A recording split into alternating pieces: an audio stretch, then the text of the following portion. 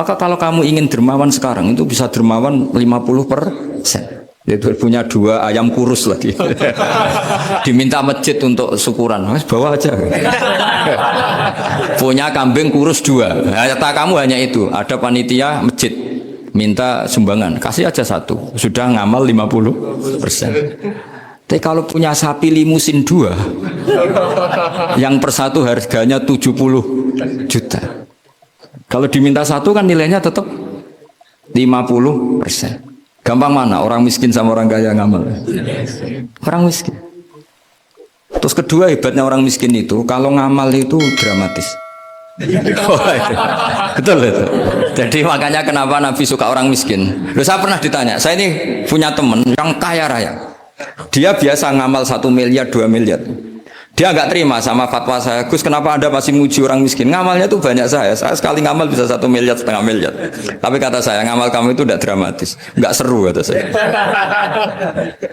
Terus dia tanya, kok bisa Gus? Dia orang kaya, paling ngamal 1 miliar untuk bangun masjid, 1 miliar, setengah miliar bangun pondok, setengah miliar.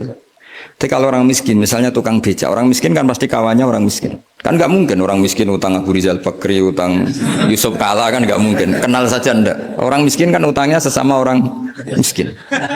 Itu pasti itu. Itu kan hukum sosial itu. Nah ternyata itu hari itu anaknya enggak makan, hari itu istrinya mau kelahiran. Utang sesama miskin, diutangi 50.000. Tapi uang ini dramatis. Kalau hari itu nggak makan mati. Artinya apa? Ada orang ngamal 1 miliar untuk bangunan, kadang aksesoris. Yang satu ngutangi 50.000 tapi taruhannya nyawa. Nah sekarang menyelamatkan nyawa sama bangunan keren mana? Maka berbahagialah orang miskin. Karena komunitas mereka ini utang piutang urusan apa? Nyawa. Jadi ini lebih dramatis ya. Lebih dramatis. Lebih keren. Nah, makanya utang piutang orang miskin itu paling diabadikan Quran. Karena lebih keren, lebih keren. Karena nyawa apa?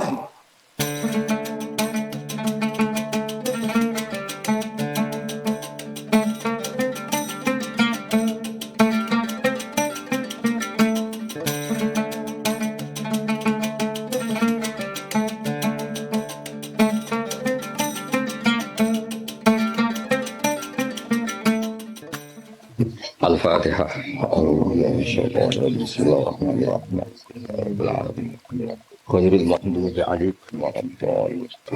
Assalamualaikum warahmatullahi wabarakatuh. Bismillahirrahmanirrahim. Islam itu agama yang pro ilmu. Jadi cocok tidak cocok. Kalau itu satu potensi dibicarakan. Sehingga setiap khitab kepada Nabi itu terusannya ada kata fa'in tawallau. Muhammad kamu harus menerangkan Islam itu begini-begini. Tapi kalau mereka menolak ajaran kamu, jadi potensi nerima ya dibicarakan, potensi menolak ya dibicarakan. Nah, makanya ini saya beri supaya barokah ya, dapat barokahnya ulama dulu saya baca ya. Faidatun qala Ibnul Qayyim. Ibnul Qayyim itu muridnya Ibnu Taimiyah.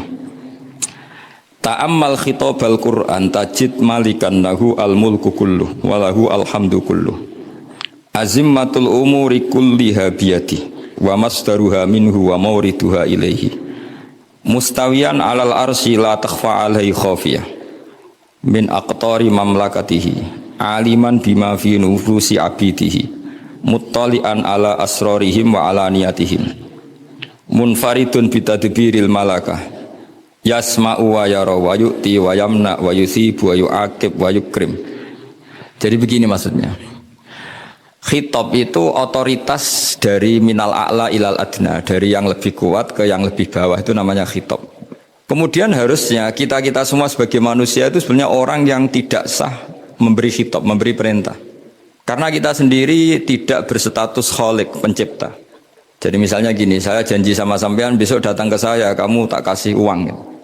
Besok saja saya tidak mesti hidup. Jadi janji itu sudah salah, besok saja saya tidak mesti hidup. Kalaupun hidup saja uang saya terbakar atau dicuri orang.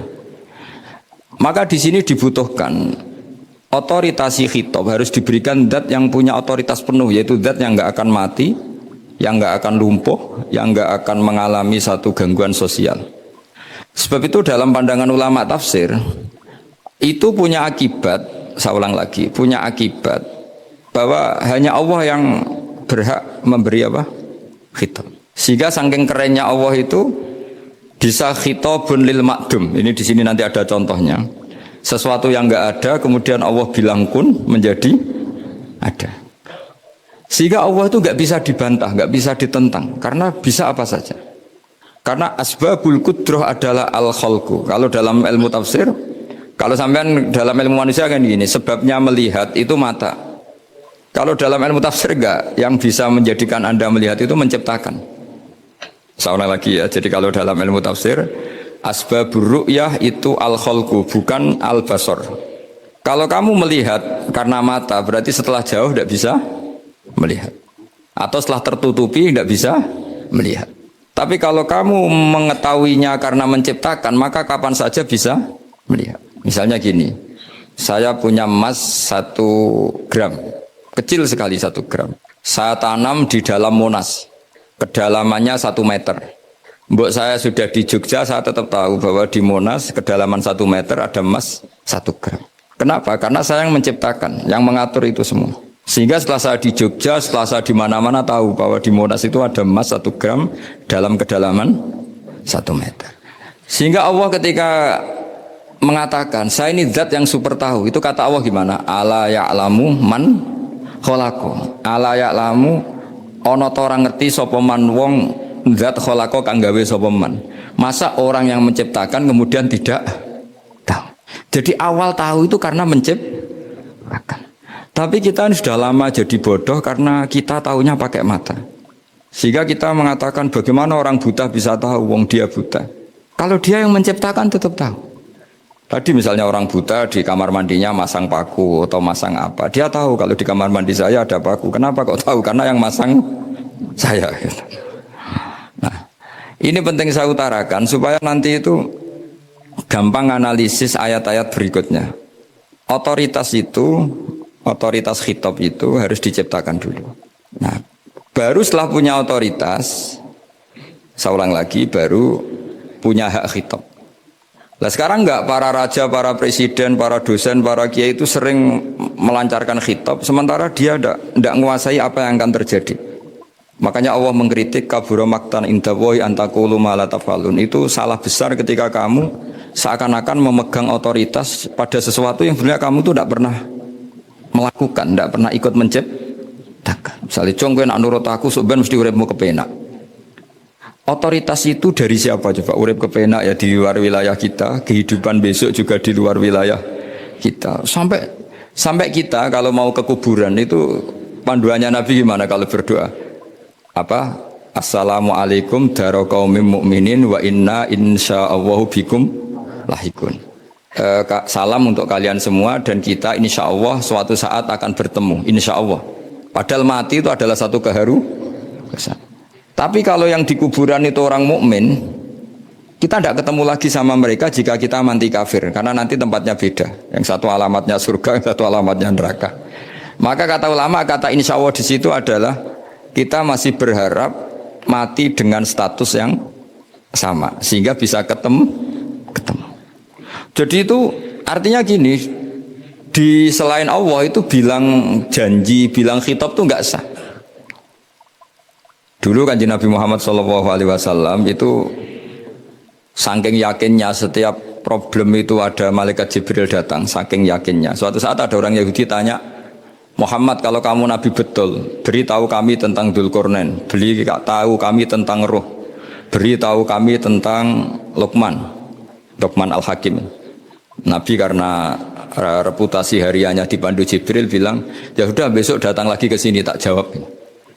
Ternyata Jibril nggak datang. Padahal semua ditunggu lama nggak datang sampai utusan. Padahal yang tanya orang Yahudi yang sukanya bully Nabi. Lama nggak datang. Lama-lama protes. Jibril ini gimana? Saya dalam keadaan tertekan malah tidak datang. Datang Jibril dengan tanda kutip nyalah. Yaitu ada ayat wala taqulanna li syai'in inni fa'ilun dzalika ghadan illa ayasya. Jangan katakan besok bisa melakukan sesuatu tanpa mensandarkan itu semua kepada kekuasaannya Allah Subhanahu wa taala. Akhirnya semenjak itu Nabi mensyariatkan kalau kamu janji harus mengatakan insyaallah.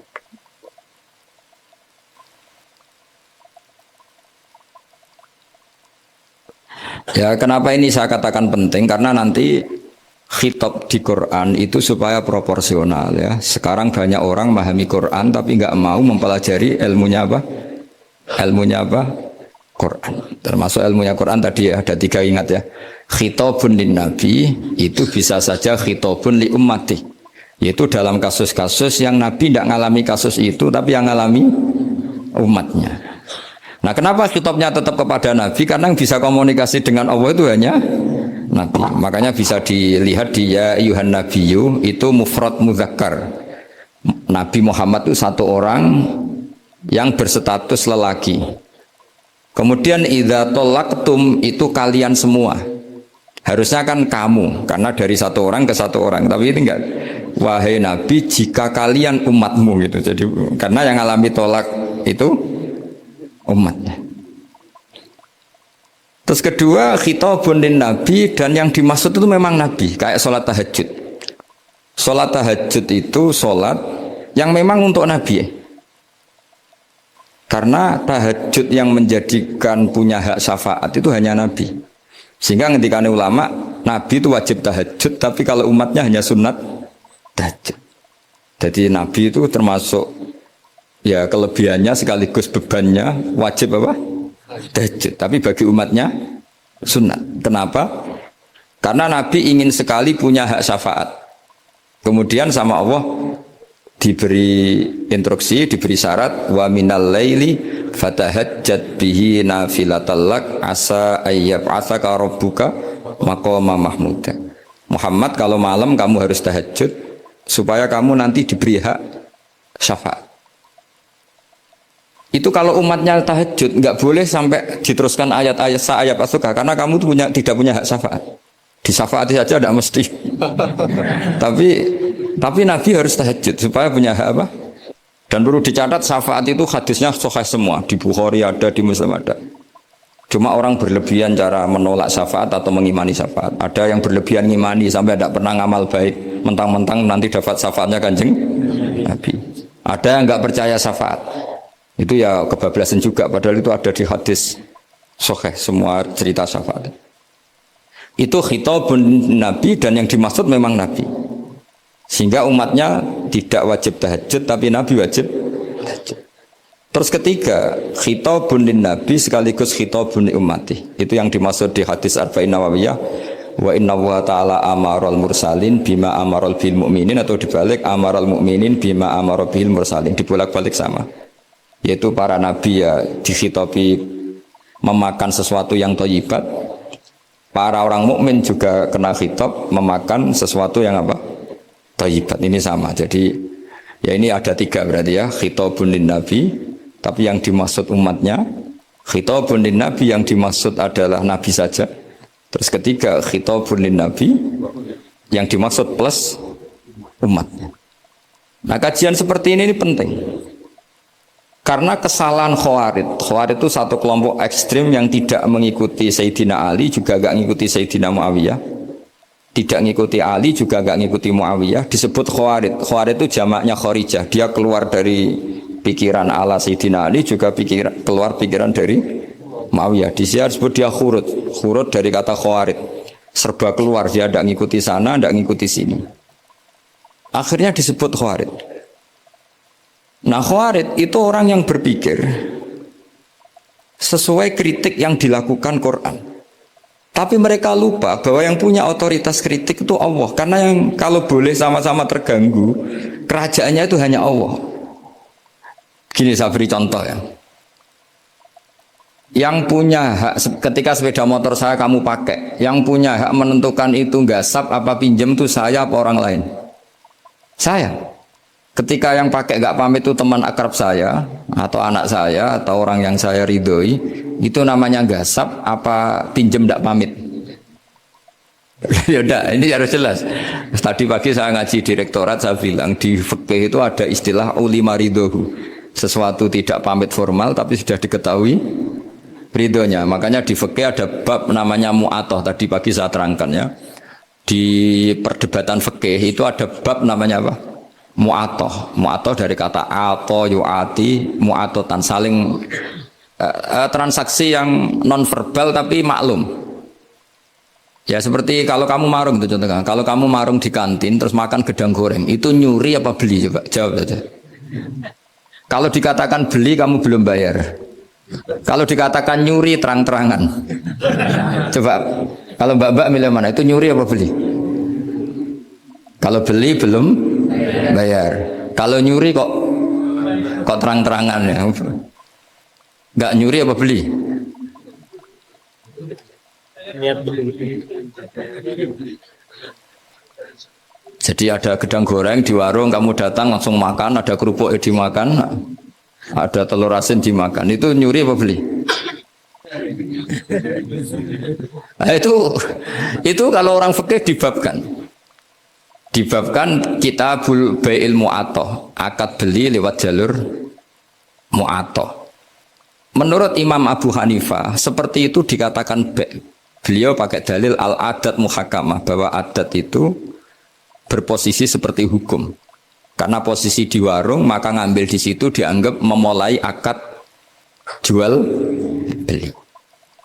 Tapi karena ini sesuatu yang potensi masalah, Imam Syafi'i mengatakan itu enggak baik, enggak sah. Karena nanti kalau asumsi kamu gedang goreng itu 1.000, ternyata diregani 5.000 kan mangkel. Nah itu resikonya di situ, ya kan? Tapi kalau misalnya itu dikatakan, makanya Imam Syafi'i mengatakan itu profesional. Itu namanya ghormu. Ketika Anda bayar 5.000, itu namanya tebusan kesalahan. Jadi Imam Syafi'i melihat itu tidak jual beli, tapi tebusan kesalahan. Sehingga kalau saya jadi hakim, misalnya pembeli bilang asumsi saya 1.000 Gus.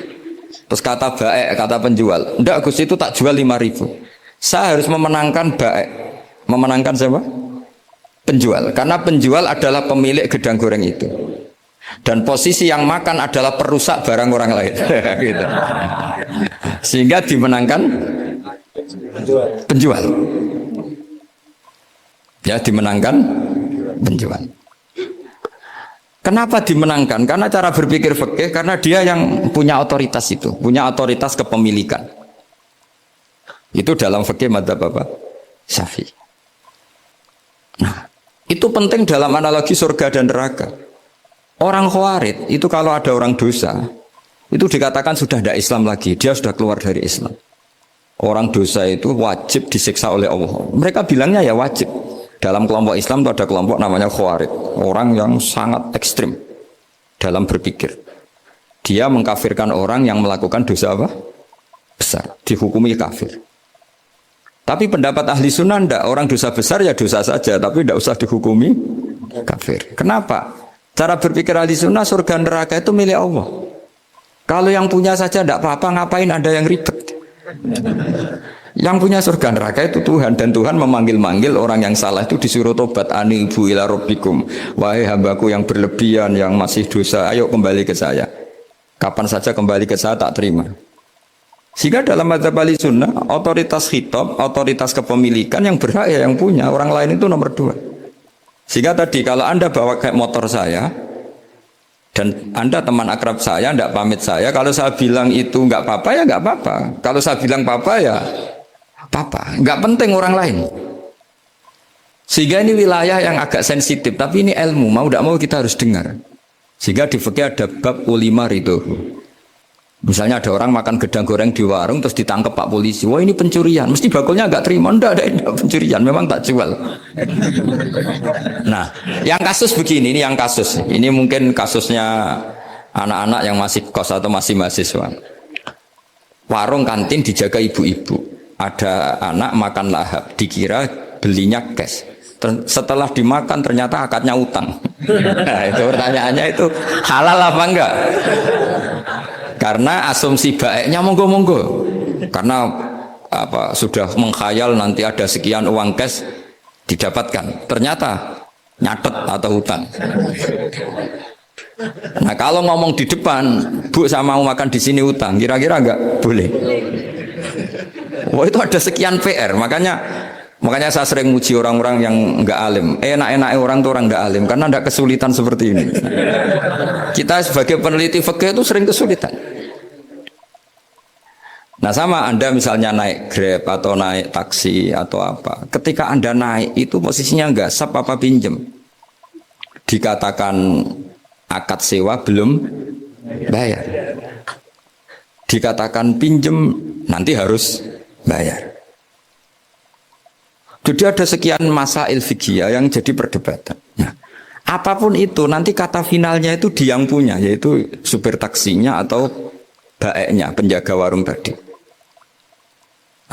Sehingga hukum itu bagi orang lain sudah tidak sah kecuali bagi yang punya. Nah di sini ini kelihatan benarnya mazhab ahli sunnah wal jamaah. Ahli sunnah mengatakan apapun salahnya seseorang setelah dia beragama Islam itu wilayahnya Allah. Kita tidak bisa berbuat apa-apa.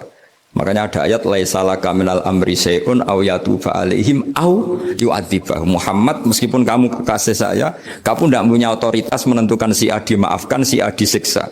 Otoritas itu hanya bagi saya kata Allah. Sehingga banyak orang yang Nabi kurang srek karena membunuh pamannya Hamzah malah dikasih tobat sama Allah, namanya Wahsy. Wahsy itu orang yang Nabi gak suka karena pernah membunuh Sayyid Hamzah di perang Uhud. Tapi sama Allah marah dikasih tobat. Salabah yang sering ibadah di masjid, sering iktikaf, saking seringnya ibadah itu sampai digelari hamamatul masjid, merpatinya masjid. Tapi na'udzubillah beliau malah berakhir dengan su'ul khatimah. Kita tidak pernah tahu.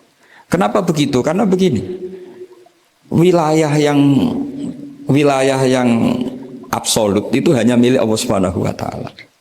Sehingga Nabi kalau ketemu Wahsy ya bilang iman kamu sudah saya terima, Islam kamu sudah saya terima.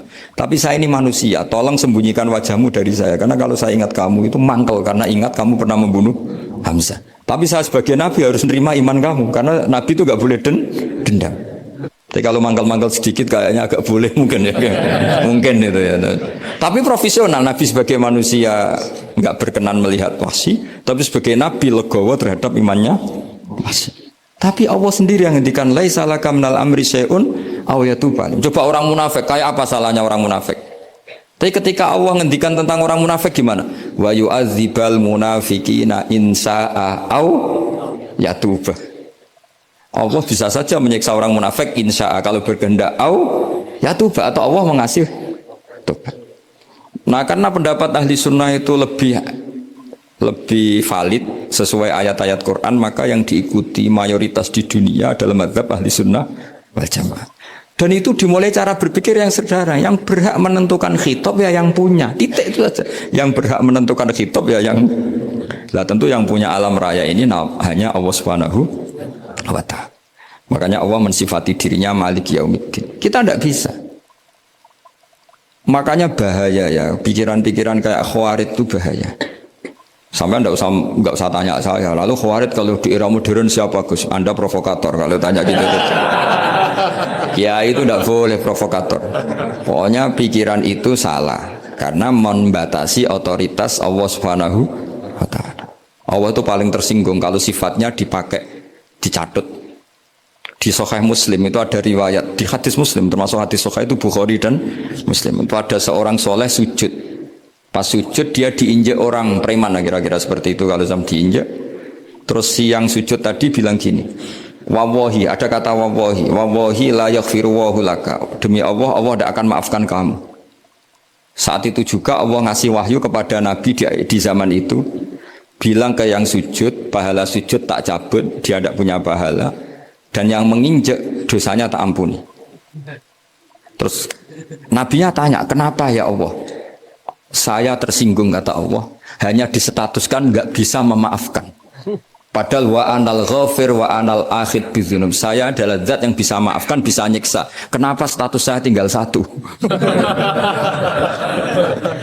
Allah kan bisa kan, walillahi mulkus samawati wal ardh yaghfiru liman yasha wa yu'adzibu man yasha. Tapi si yang sujud tadi menstatuskan Allah hanya satu, yaitu yu'adzib, itu kata Allah, kok enak, saya ini Tuhan, bisa menyiksa, bisa mengampuni, kenapa status saya jadi satu? Kamu kan mesti gak terima. Status kamu dihilangkan satu, terima gak kamu? Gak terima.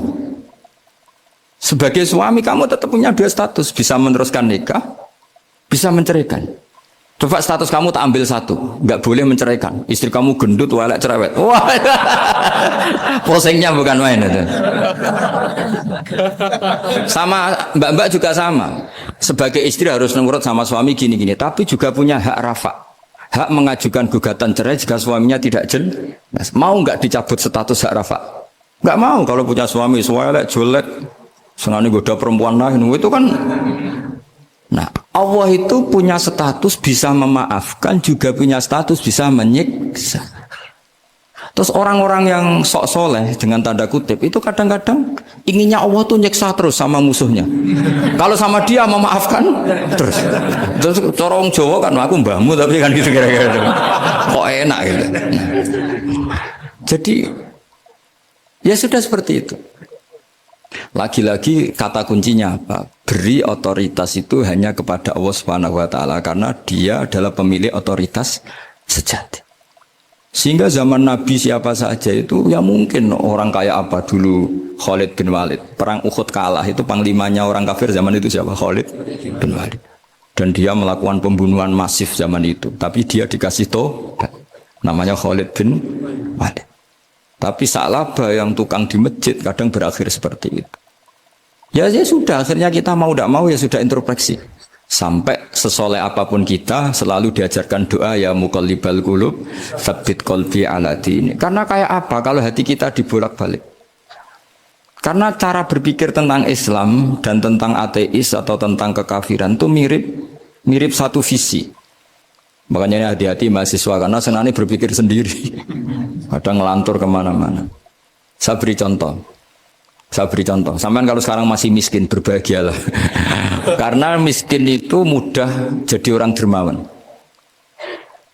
Kalau orang sudah kaya itu ribet. Coba misalnya sampean jadi santri saya. Tak contohkan, biasanya santri kalau sama kiainya akan loyal. Kamu miskin punya ayam 2. Tak minta 1 boleh enggak? Boleh, padahal itu 50%.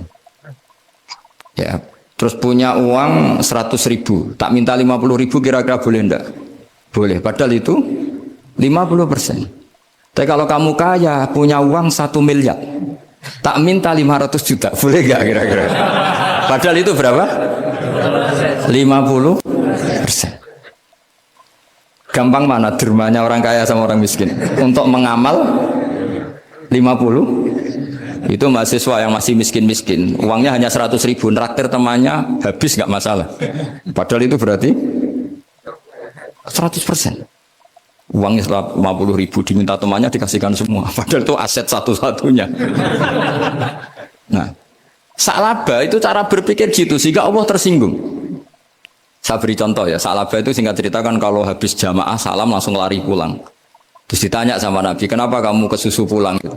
Istri saya di rumah masih belum pakai baju karena gantian sama saya. Saking miskinnya tuh baju itu gantian. Sama nggak usah bayangkan lalu di rumah telanjang kayak apa? Berarti kamu porno. Kamu porno berarti tidak boleh. Pokoknya ceritanya seperti itu, tidak usah lari. Gantian pakai itu. Singkat cerita, ya Rasulullah, buat saya ini didoakan kaya. Sampai 3 kali Nabi bilang bisa saja miskin itu lebih baik bagi kamu. Lama-lama sampai memaksa Nabi, akhirnya Nabi berdoa. Terus beliau kaya. Dan Sa'labah agak salah, dia nggak minta paket kaya barokah, tapi mintanya kaya saja, diturutin kaya. Pertama punya kambing di pegunungan ya, kalau di Arab itu kan kambing diletakkan di Jabalen, Mabinal Jabalen, di antara 2 lembah itu 40 sampai 80 sampai 4.000. Singkat cerita ketika 40 Nabi sudah memerintahkan sahabat diminta zakat. Berarti kalau 40 itu 1. Kalau 80 kira-kira 2. Ya sudah gitu. Sebetulnya ketika 40 kalong 1 terkurangi 1 zakat itu kan ringan karena masih 39. Ya kayak tadi kamu punya uang 1 juta. Jangan 1 juta, 500.000 sudah agak berat kamu. Tidak gini saja, tak beri contoh. Betapa mudahnya dermawan bagi orang miskin. 1 juta itu kan zakatnya berapa? 25.000 ya. Rubuh lusur kalau dalam bahasa Arab itu berapa? Kalau bahasa kampus kan berapa? 2%, 2,5 ya. 2,5. Itu bahasa keliru sebetulnya. Sama ikut saya saja. Saya itu berkali-kali saya pernah nggarap matematika, cepet-cepetan mbek pakar matematika itu mesti cepet saya. Karena saya ini agak bedui. Orang Bedui itu cara berpikir itu lebih gampang. Jadi kalau orang Arab, tak ajarin matematika Arab ya, itu nggak ada porogapit. Jadi begini cara berpikir orang Arab itu berpikir bertahap. Ya kalau 2,5 itu kalau orang Arab bilang rubu'ul usyur apa? Rubu'ul usyur, seperempat dari 10. Jadi kalau orang Arab berpikir bertahap. Jadi misalnya 1 juta, 1/10-nya berapa? 100.000. Terus seperempatnya berapa? 25.000. Jadi disebut rubu'ul usyur, seperempat dari 10. Jadi 1 miliar, cari 1/10-nya dulu 100 juta. Terus seperempatnya. Sehingga nggak usah porogapit ruwet. Jadi orang Arab kalau bilang 1/10 sama 1/20 itu tidak bisa. Karena nanti tidak ada porogapit. Orang Arab bilang al-usyur atau nisful usyur. Misalnya zakatnya apa itu zuru, berarti 100, 1/10-nya berapa? 10. Terus orang Arab kalau misalnya pertanian kamu biayai zakatnya 1/20. Orang Arab bilang bukan 1/20, nisful usyur. Berarti berapa? 100 usurnya 10. Separuhnya 1/10. Berarti 5. Lah 5 ini bahasa kamu apa? 1/20. Iya. Bahasa orang kampus 5 kan 1/20. Kalau 10 1/10. Kalau orang Arab bilang apa? Usyur atau nisful. Kan gampang gitu. Ya saya ulang lagi ya. Berarti kalau 1/10-nya 1 juta, usurnya berapa? 100. Nisful usur 50. Ya. Gampang mana matematika Arab sama matematika ini sama? Daripada sama dia porogaf itu pusing saya lihat itu. Ya sudah gitu aja. Pokoknya diusurkan semua. Orang Arab kalau bilang tuh diusurkan semua. Berarti 1 juta. Misalnya zakat mal kan 2,5 berarti 1 juta. Usur dulu berarti 100.000. Lah zakatnya itu rubul usur, seperempat dari 1/10. Ya di 1/10 dulu berarti 100. Habis itu rubul usur, seperempat dari 1/10 berarti. Ya, jadi gampang saja 1 juta tulis saja langsung 100.000 usur terus 1/4-nya 25. Gampang mana? Gampang lagi pakai kalkulator. Nah, sekarang begini. Kira-kira kalau kamu punya uang 1 juta diminta zakat 25.000 enteng enggak? Enteng. Biasa kan kita punya uang 1 juta naktir teman sampai habis 100.000, 200 enteng. Tapi kalau sudah 10 juta 10 juta berarti rubul usurnya berapa? 250. Kalau 1 miliar 25 juta. Wah itu sudah pikiran kamu kan bikin toko baru, bikin konter baru. Nah kalau 100 miliar berapa? 200. Nah sak labah ini ketika dimintai zakat ketika 40 enggak, masih kambing 40 enggak mau, 80 enggak mau, sampai hampir 4.000. Kalau 4.000 misalnya digawe rata-rata 51 aja, digawe bulat ya. Berapa sebenarnya? Per 1.000 kan 20. Ya kan? Per 1.000 kambing kalau dipakai 50 saja, per 1.000 kambing berapa? 20 kan? 20. Kalau 4.000 80. Kira-kira itu misalnya dipakai 50. Apalagi itu 40 lebih banyak lagi. Akhirnya ngomentari sahabat yang disuruh Nabi ngambil zakat. Wah ini tidak zakat, pemerasan. Karena jumlahnya sudah signifikan. Maka kalau kamu ingin dermawan sekarang itu bisa dermawan 50%. Dia punya 2 ayam kurus lagi. Diminta masjid untuk syukuran. Bawa aja. Punya kambing kurus 2. Kata kamu hanya itu. Ada panitia masjid minta sumbangan. Kasih aja 1. Sudah ngamal 50%. Tapi kalau punya sapi limusin 2, yang per 1 harganya 70 juta. Kalau diminta 1 kan nilainya tetap 50%. Gampang mana? Orang miskin sama orang kaya ngamal. Orang miskin. Terus kedua hebatnya orang miskin itu, kalau ngamal itu dramatis. Betul itu. Jadi makanya kenapa Nabi suka orang miskin. Loh, saya pernah ditanya, saya ini punya teman yang kaya raya. Dia biasa ngamal 1 miliar, 2 miliar. Dia nggak terima sama fatwa saya, Gus kenapa Anda masih muji orang miskin? Ngamalnya tuh banyak saya sekali ngamal bisa 1 miliar, setengah miliar. Tapi kata saya, ngamal kamu itu tidak dramatis, nggak seru kata saya. Terus dia tanya, kok bisa Gus? Dia orang kaya, paling ngamal 1 miliar untuk bangun masjid, 1 miliar, setengah miliar bangun pondok, setengah miliar. Tapi kalau orang miskin, misalnya tukang beca, orang miskin kan pasti kawannya orang miskin. Kan nggak mungkin orang miskin utang Abu Rizal Bakri, utang Yusuf Kala, kan nggak mungkin. Kenal saja ndak. Orang miskin kan utangnya sesama orang miskin. Itu pasti itu kan hukum sosial ya. Nah ternyata itu apa? Hari itu anaknya ndak makan, hari itu istrinya mau kelahiran. Utang sesama miskin, diutangi 50.000. Tapi uang ini dramatis. Kalau hari itu nggak makan mati. Artinya apa? Ada orang amal 1 miliar untuk bangunan, kadang aksesoris. Yang satu ngutangi 50.000 tapi taruhannya nyawa. Nah sekarang menyelamatkan nyawa sama bangunan keren mana? Maka berbahagialah orang miskin. Karena komunitas mereka ini utang piutang urusan apa? Nyawa. Jadi ini lebih dramatis ya. Lebih dramatis. Lebih keren. Nah, makanya utang piutang orang miskin itu paling diabadikan Quran. Karena lebih keren, lebih keren. Karena nyawa apa? Loh saya ini kan termasuk kecil sudah kiai agak keren, sudah kiai agak mapan. Itu kalau orang-orang kaya nawarin saya paling Gus nggak ganti mobil, nggak ganti aksesoris mobil itu. Itu nggak keren.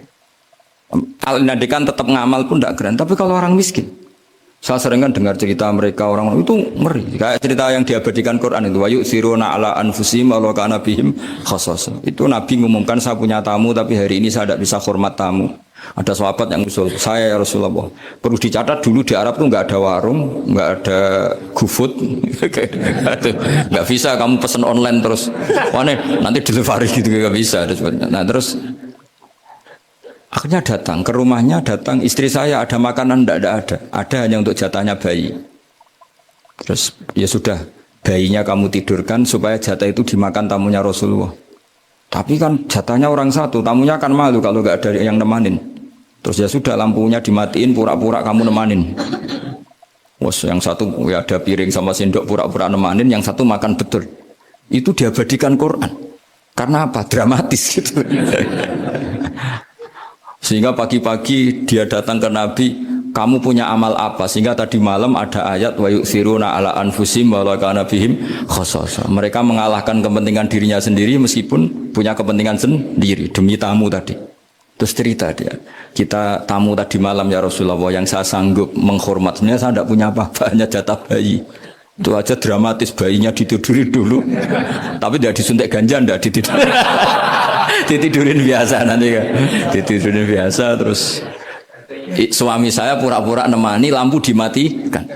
Nah mungkin tamunya saking laparnya gak penting mikir itu, yang penting makan aja. Jadi maka sebetulnya orang-orang miskin itu tidak usah hiru, wah itu orang kaya bisa ngamal masjid 1 miliar, 2 miliar. Tetap ngamalnya ini sesuatu yang tidak mendesak.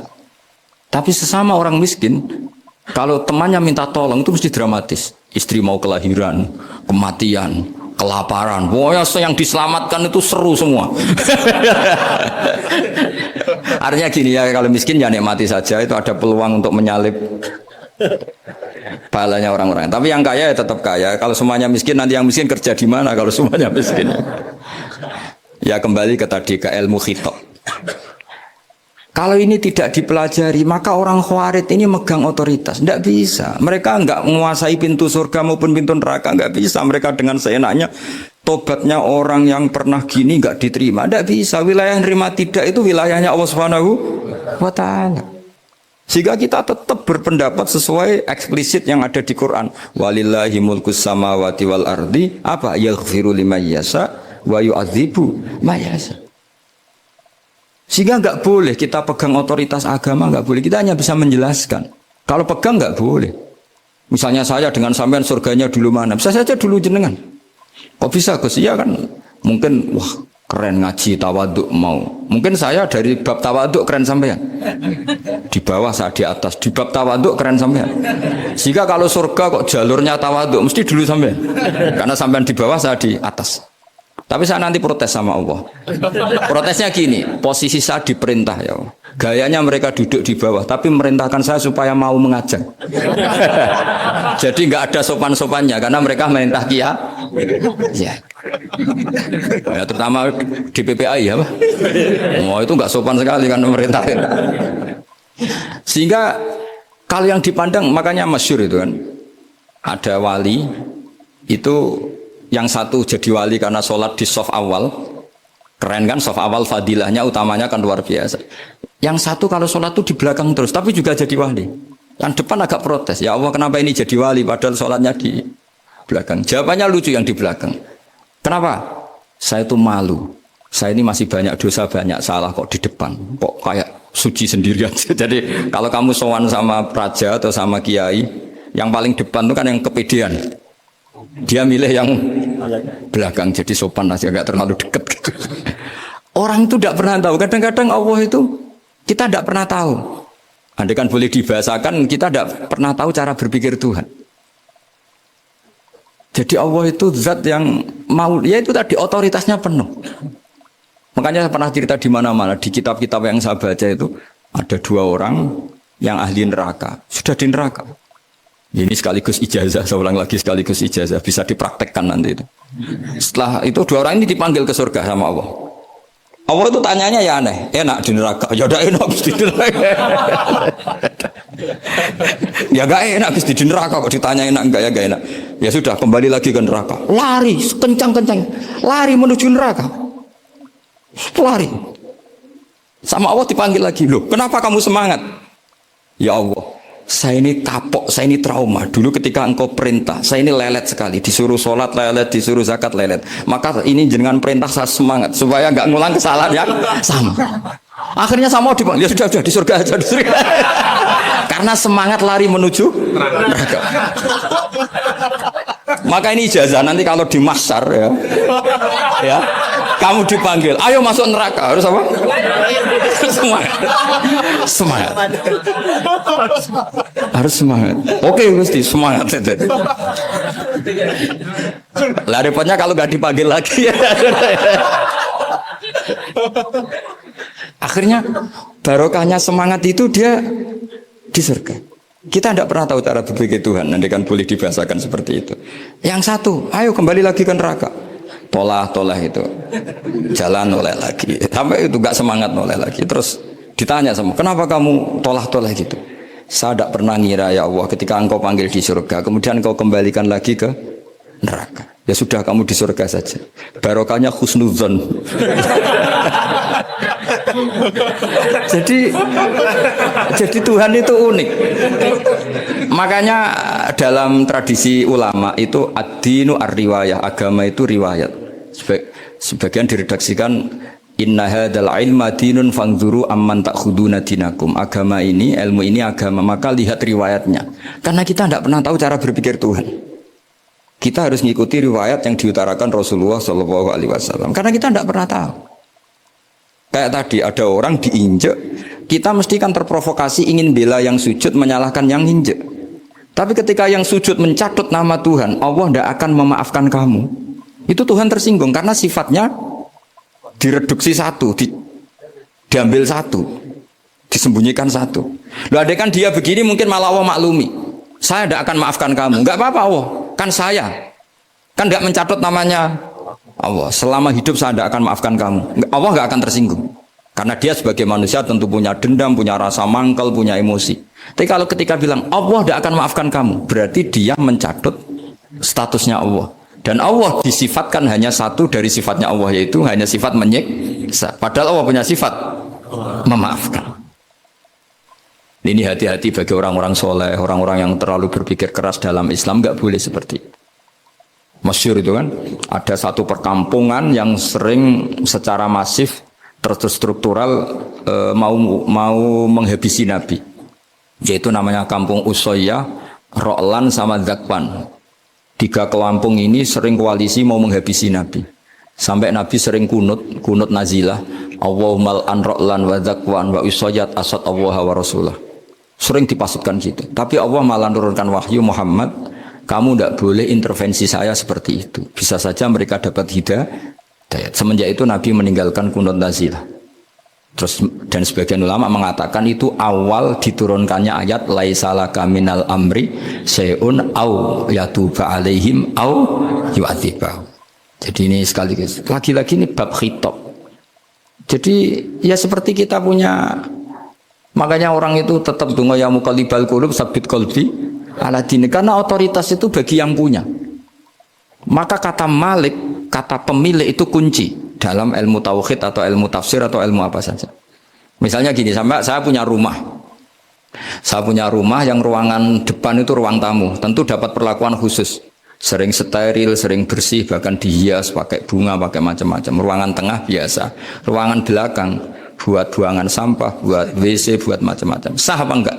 Sah. Kenapa? Karena saya pemiliknya. Apa? Karena saya.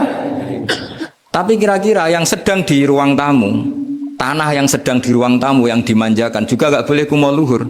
Bisa saja suatu saat saya rubah pikiran, rumah saya tak balik dari menghadap utara ke selatan. Yang dulu WC jadi ruang tamu, yang ruang tamu jadi WC. Langsung perlakuannya rubah 180 apa derajat, jika 360 derajat. Nah itu yang di sini nih, kenapa orang soleh pun tetap takut sama Allah, karena Allah itu yaf'alu ma yasha, bisa melakukan apa saja. Sehingga tradisinya ulama ketika zaman ini sudah rusak seperti ini, ulama-ulama tidak ada yang khawatir. Karena Allah mensifati dirinya Al-Hadi sebagai zat penunjuk. Coba kita sudah tidak ditungguin Nabi, nggak ditungguin wali, nggak ditungguin orang-orang soleh dulu. Tapi agama itu ya jalan sampai sekarang. Ada orang ngaji, ada orang sholat, ada orang zakat. Andaikan agama itu diserahkan manusia, sudah kita tidak bisa mempertahankan agama ini di zaman seperti ini. Tapi karena Allah itu Al-Hadi, zat yang memberi petunjuk, dan sifat Allah Ta'ala pasti tata'atsaru bi khalqih, pasti ada akibatnya di makhluk. Seperti Allah mensifati dirinya Ar-Razzaq, yang memberi rizki. Buat zaman buyut-buyut perang dijajah Belanda ya tetap makan, dia tetap kawin. Kadang istrinya banyak padahal zaman jajan Belanda. Kita enggak dijajah aja susah. Dulu itu babah kamu istrinya satu atau dua, buyut-buyut kamu banyak yang dua padahal miskin. Karena Allah mensifati dirinya Ar-Razzaq. Mbok keadaan kayak apa orang tetap dapat rezeki. Begitu juga Allah mensifati dirinya Al-Hadi. Mbok keadaan dunia rusak kayak apa tetap ada yang dapat hidayah. Jadi kamu tidak usah khawatir terhadap agama ini, karena Allah mensifati dirinya apa? Al-Hadi, zat yang memberi petunjuk. Kayak apa Amerika, kayak apa Korea. Saya itu pernah di Korea, katanya negara ateis. Di sana TKI yang nyari uang, ternyata di sana itu bikin masjid. Coba kalau Allah menghendaki, di Korea ada masjid. Karena bikin masjid nggak boleh, kalau nyewa boleh. Jadi Korea itu ada satu aturan kayak di Jepang, kayak di umumnya negara maju. Yang sudah fungsi sosial itu tetap sosial, nggak boleh menambah yang baru.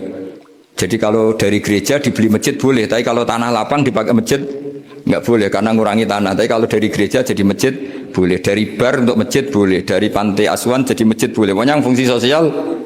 Saya pernah ngaji di masjid itu, bawahnya bar, atasnya gereja, atasnya lagi masjid. Kadang ya balik masjid dulu, bar, baru gereja. Karena memang yang sudah kawasan sosial ya, kawasan publik ya untuk publik. Kita tidak pernah mengira kalau di sana ada tauhid. Tapi Allah itu Al-Hadi, apa? Allah itu Al-Hadi. Sehingga ya, delala ada orang Indonesia kerja di sana, terus nuraninya tersiksa kalau tidak ada tempat sujud. Akhirnya mereka urunan bikin masjid. Itu banyak yang santri saya sering ngaji saya. Ya saya ulang lagi ya. Jadi cara mikir khitab sama Allah gitu dulu ya. Enggak boleh kamu berpikir khawarid yang membatasi kekuasaan atau hidayatnya Allah Subhanahu wa ta'ala. Karena kita tidak pernah tahu. Salaba ngomong gitu itu masalah besar. Karena mengatakan kekasihnya Allah itu pemungli. Karena tadi, wah ini tidak zakat lagi tapi apa? Pungli. Ini apa? Pemerasan. Karena tadi jumlahnya sudah sekitar 4.000, zakatnya kan banyak sekali. Makanya saya mohon, saya model di UI itu setuju. Kalau zakatnya dimulai dari kecil lebih ringan. Misalnya kita gaji 1 juta, dipotong 25.000 kan ringan. Tapi kalau gaji kamu 1 miliar, kan mendingan untuk bayar supir buat yang jaga gudang, kan mesti pikir aja sudah macam-macam daripada dipakai Saged. Ya, jadi di antara menganalisis Quran adalah apa? Dudukkan Allah sebagai Malikul Umur Kulliha, yang menguasai semua urusan. Tapi kalau kita apapun hebatnya hanya sebagai ulama, hanya sebagai mufti, hanya sebagai kiai, itu tidak punya otoritas. Sehingga misalnya banyak kan, misalnya anak yang kita cintai, kita modali malah bangkrut, yang tidak kita modali malah kaya, karena urusan tidak di tangan kita, tapi di tangan Allah Subhanahu wa Ta'ala. Masjid juga gitu. Masjid yang dikelola secara sehat, ramai jamaahnya gini-gini, itu dikelola oleh manajemen. Ada masjid yang kelihatannya sepi, jamaahnya ya sedikit, tapi kadang-kadang diridhoni Allah. Kenapa? Karena masjid itu nggak menjadi problem sosial bagi komunitasnya. Saya beri contoh, masjid ramai tentu baik, nggak perlu saya ceritakan. Karena masjid ramai itu ya mesti baik. Masjid yang banyak jamaahnya tentu baik, itu nggak usah dibicarakan. Tapi ada beberapa masjid yang sepi, tapi Allah itu suka. Kenapa? Karena lembaga agama itu nggak boleh mengganggu sistem sosial. Jadi kita tidak pernah tahu cara berpikir Nabi. Yaitu banyak kan sahabat habis sholat duhur, ba'diyah di masjid, qobliyah di masjid. Apa kata Nabi? La taj'alu buyutakum kuburan, cong nak apik aja mbok entek-entekno ning masjid. Omam ya bagai keapian. Rumah kamu jangan jadikan kuburan. Jadi sholat sunatnya di masjid, ba'diyahnya di masjid. Pulang-pulang tanya, "Mah, makannya di mana?" Terus marah-marah karena kurang disediakan makanan. Kan lucu kan? Di masjid qobliyah, ba'diyah, pulang-pulang tanya apa? Makanan. Tersinggung lagi kalau belum disediakan. Akhirnya apa? Anak-anak kita yang kecil kenangan melihat bapaknya itu apa? Bapak itu orang yang kalau dari masjid tanya makanan dan marah kalau tidak kesampaian. Coba kalau kamu datang dari masjid sholat, kenangan anak kamu apa? Bapak itu orang yang kalau datang dari pergi sholat. Sehingga kenangan anak-anak kita ini melihat kita sholat sujud di rumah. Sehingga Nabi membahasakan apa?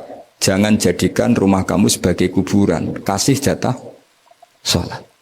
Sehingga ulama mengatakan jamaah itu paling baik itu di masjid untuk jamaah fardu. Untuk sholat sunat beberapa malah sebaiknya di rumah. Sehingga saya ini sebagai kiai ya sering bingung. Bingungnya kadang ada orang terlalu overacting, ingin masjidnya ruame sehat. Yang satu enggak. Saya ini sering dipamiti, ya saya akhirnya bingung. Bingungnya ya barokahnya ngalim itu bingung. Kalau enggak ngalim malah enggak bingung. Karena ya sudah harus gitu. Sampai tak beritahu ya. Nabi awal ngendikan itu ju'ilat lanal ardu kulluha masjidan. Semua tanah Allah itu hakikatnya masjid. Apalagi ini rumah kita.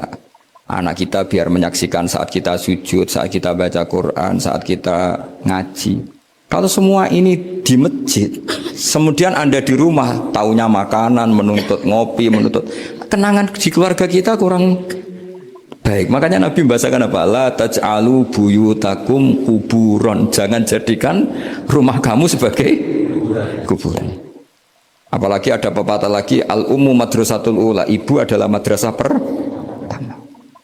Coba kalau kita ngajarin Quran di rumah, ya tentu masjid ya tetap ada kegiatan, tapi jangan sampai mematikan rumah.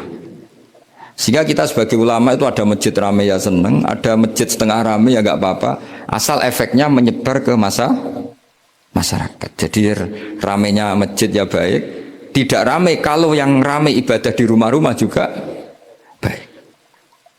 Maka dulu zaman Nabi Musa malah istilahnya waj'alu buyutakum qiblatan wa aqimus sholat. Jadikan rumah kamu sebagai kiblat, sebagai tempat ibadah. Coba kenangannya Nabi kalau sholat malam itu di rumah apa di masjid? Di rumah. Sehingga Aisyah punya kenangan sampai hatta waromat qodamau, sehingga kakinya Nabi bengkak. Dan Nabi alami saja. Kamu kira Nabi sholat punya kayak anak-anak sekarang kan yang ada ruang sholat. Ternyata hanya dipasang sajadah sama tasbih, nggak pernah dipakai. Kalau Nabi enggak, yang dipakai Sayyidah Aisyah itu ya tempat sholat. Sehingga kata Aisyah, Nabi itu sholat di tempat tidur saya. Kalau Nabi sedang berdiri, kakiku tak selonjorkan. Kalau Nabi sujud, kakiku tak ingkretkan. Ya di tempat Sayyidah Aisyah tidur itu. Nabi sholat.